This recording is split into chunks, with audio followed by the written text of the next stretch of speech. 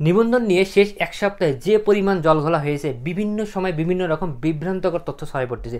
বিশেষ করে আমি যে 7টা বিষয় লিখেছি, এই 18তম ফলাফল, 4 জুন অথবা 6ষ্ঠ গণবিজ্ঞপ্তি, বিশেষ গণবিজ্ঞপ্তি, লিখিত পরীক্ষা থাকতেছে না, 19তম সার্কুলার, এরকম এক একটা পেজ এক এক রকম তথ্য ছড়াচ্ছে। এবং যে পেজগুলো ছড়াচ্ছে এগুলো অনেক বড় বড় পেজ, লাখ লাখ স্টুডেন্ট ওই পেজগুলোর সাথে জড়িত।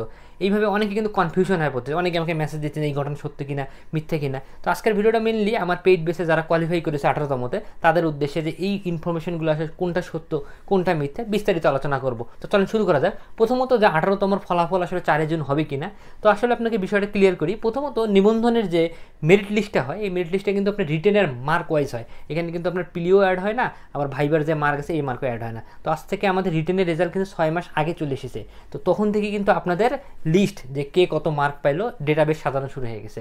তো এই ভাইবা জাস্ট একটা ফর্মালিটি, আপনি গিয়েছেন, আপনার ভেরিফাই করা হয়েছে যে আপনি সেই ব্যক্তি কিনা, যে আবেদন করছেন কিনা, তথ্য গোপন করছেন কিনা, পরীক্ষার রেজাল্ট গোপন করছেন কিনা, এগুলো জাস্ট একটা ফর্মালিটি মেনটেন করা আছে। এই মার্কটা কিন্তু আপনার অ্যাড করা হবে না। তো মোটামুটি আপনাদের মেরিট লিস্ট কিন্তু চূড়ান্ত, জাস্ট এখন প্রার্থী ওয়াইজ একটা করে ভাইবার মার্ক অ্যাড হয়ে যাবে।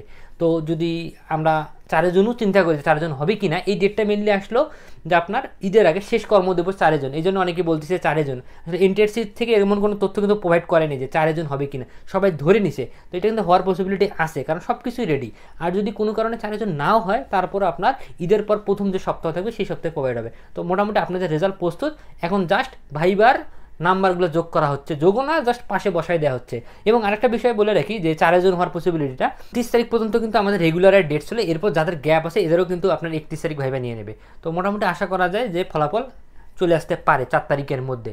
তো এরপর আসি যে পাশের হার, একটা গুজব রটায় পড়ছে যে 10,000 ফেল করছে বা 20,000 ফেল করছে। তো এমন কোনো তথ্য আসলে এনটিআরসি প্রোভাইড করে নাই যে এতজন ফেল করছে বা এতজন পাস করছে। এটা অনেকে পেজের ভিউ বানানোর জন্য মন মতো তথ্য ছড়াচ্ছে। তো এখন একটা জিনিস আপনাকে মাথায় রাখতে হবে, নিবন্ধনের এই পাস করা মানে কিন্তু আপনার জব পাওয়া না। এটা ডিপেন্ড করবে আসলে আপনার রিটেনের মার্ক কত, আপনার মেরিট লিস্ট কত, আপনি কোন সাবজেক্টের কোন পদে কোয়ালিফাই করতেছেন। যেমন আমি যদি আমার আইসিটি লেকচারার পদের কথাই ধরি, যেখানে সিরিয়াসে সর্বোচ্চ 160-70টা, পাস করছে অলমোস্ট 2300 জন, তখন পাস করে লাভ আছে? সর্বোচ্চ জব পাবে 500 পর্যন্ত, সর্বোচ্চ যদি ওয়েটিং টানতে টানতে যায় তারপরে 500 পর্যন্ত যাবে। এটা এত যা সন্দেহ নাই বললাম আর কি। তো এটা আসলে ডিপেন্ড করতেছে আপনি কোন সাবজেক্ট, এই সাবজেক্টে আসলে আপনি খোঁজ নিতে হবে যে এই সাবজেক্টে কতটা শূন্য আসন রয়েছে। যদি আপনি না জানেন আমি কমেন্ট করতে পারেন, আমার কাছে তথ্য আছে, আমি প্রোভাইড করবো। তারপর আরেকটা সাবজেক্টের কথা বলি, আইসিটি সহকারী শিক্ষক। এখানে আপনার স্কুলে পাস করেছে 32 কি 3300 জনের মতো, সিট রয়েছে প্রায় অলমোস্ট 7,000-এর মতো, মাদ্রাসা সহ আর কি। তো এতগুলো প্রার্থীও পাস করেননি। তো এই নিয়ে ওভারঅল ব্যাপার বিষয়টা যে কিছু কিছু সাবজেক্টে আছে যে প্রার্থীর তুলনায় শূন্য আসন তার দ্বিগুণ, আবার কিছু কিছু আছে যে শূন্য আসনের থেকে পাশকৃত সংখ্যা 20-25 গুণ পর্যন্ত। তো এখন দেখা যাচ্ছে যে আমাদের 85,000 পাস করছে, বাট গণবিজ্ঞপ্তিতে আসন আসবে 1 লাখ প্লাস, এসে কিন্তু লাভ নেই।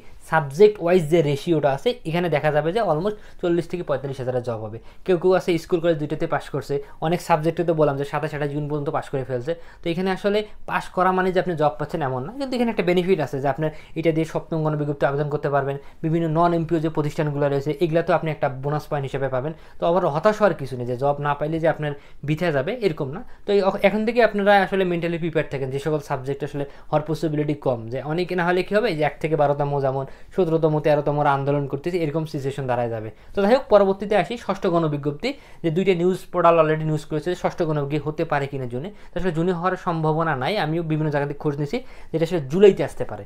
তো মোটামুটি 6ষ্ঠ গণবিজ্ঞপ্তি যে শূন্য পদ মহিলা, যেটা নারী কোটা ছিল আমাদের, নারী কোটা বাদ যাওয়ার পর ওনারা সবগুলা পোস্ট সবার জন্য উন্মুক্ত করে দিছে।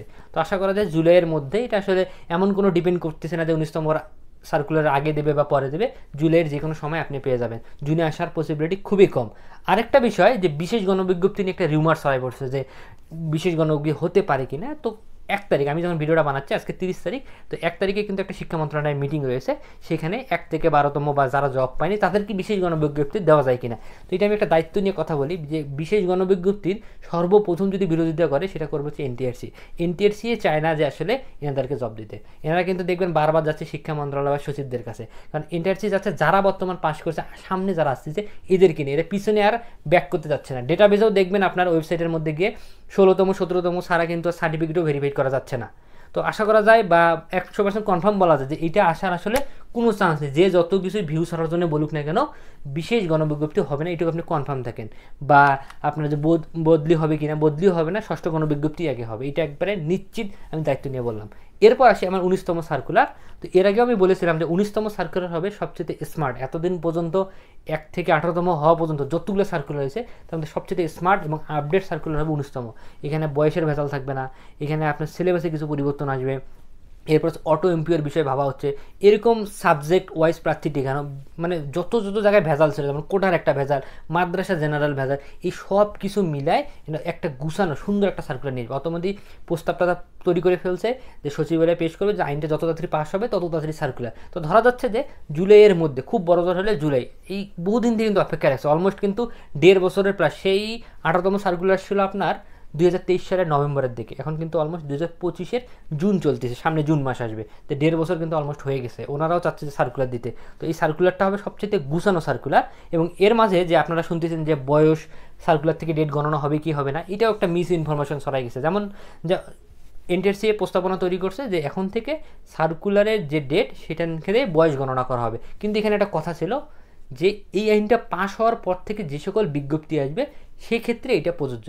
অনেকেই লাস্টের লাইনটা বাদ দিয়ে শুধু প্রথম যে লাইনটা আছে না, এনটিআরসি এর বয়স সার্কুলার থেকে গণনা শুরু, এটা রটাই দিচ্ছে। কিন্তু আসলে ভাই মূল ঘটনা তো ওইটা না। এটা যখন পাস হবে, এরপর যদি 19তম আসে 19তম, 20তম যদি আসে 20তম, তারা এটার অংশীদার, তারা এটা সুবিধা পাবে।